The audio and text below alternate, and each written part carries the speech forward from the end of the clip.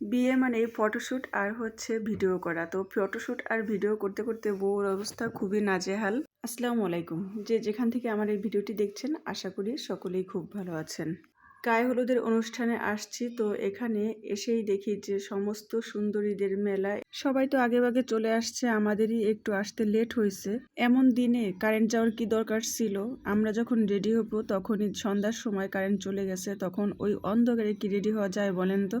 এজন্য আমাদের একটু আস্তে আস্তে লেট হচ্ছে। তো যাই হোক, দূর থেকে বর বউকে দেখছিলাম আর এদের সামনে মানে এতই ভিড় ছিল যে সামনে যাওয়ার কায়দা নাই। তার কারণ হচ্ছে বর বউকে নিয়ে সবাই ভিডিও ফটোশুট করার জন্য তো ব্যস্ত হয়ে পড়েছে। তো আমিও একটু দূর থেকে দেখছিলাম যে প্রথমে একটু ভিড় কমুক, তারপরে হয়তো বা কাছে যাব। অবশেষে ভিড় ঠেলে বর বউয়ের কাছে আসলাম। মাশাআল্লাহ, বর বউকে কিন্তু দারুণ মানিয়েছে আর দুজনকে দেখে কিন্তু খুবই ভালো লাগছিল।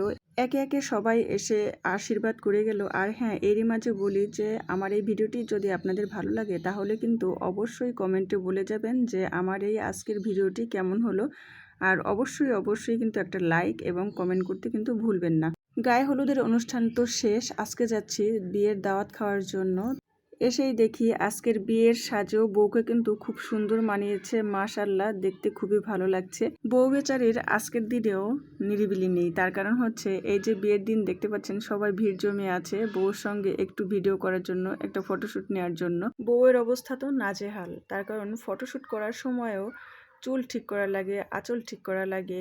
আর ও যে দেখতে পাচ্ছেন বউ কিন্তু আমাদের মাঝে এসে ঘুরে ঘুরে দেখছে। আমরা যখন খাবার বসছিলাম তখন বউ একটু ঘোরাফেরা করছিল, তার কারণ ওর 3 দিন ধরে একইভাবে ফটোশ্যুট ভিডিও করতে করতে কেমন অস্থিরতা হয়ে গেছে, এজন্য একটু ঘুরে ঘুরে সবাইকে দেখছিল। পরিচিত একসাথে সবাই থাকলে যা হয় আর কি, অনেক ধরনের কথাবার্তা হয়, খুবই আনন্দ হয়, মজা হয়। আমাদের টেবিলে তো খাবার চলে এসেছে। তো আজকের ভিডিওটি এ পর্যন্তই। এর পরের ভিডিওতে আবার আপনাদের সঙ্গে কথা হবে। সবাই ভালো থাকবেন, সুস্থ থাকবেন। আল্লাহ হাফেজ।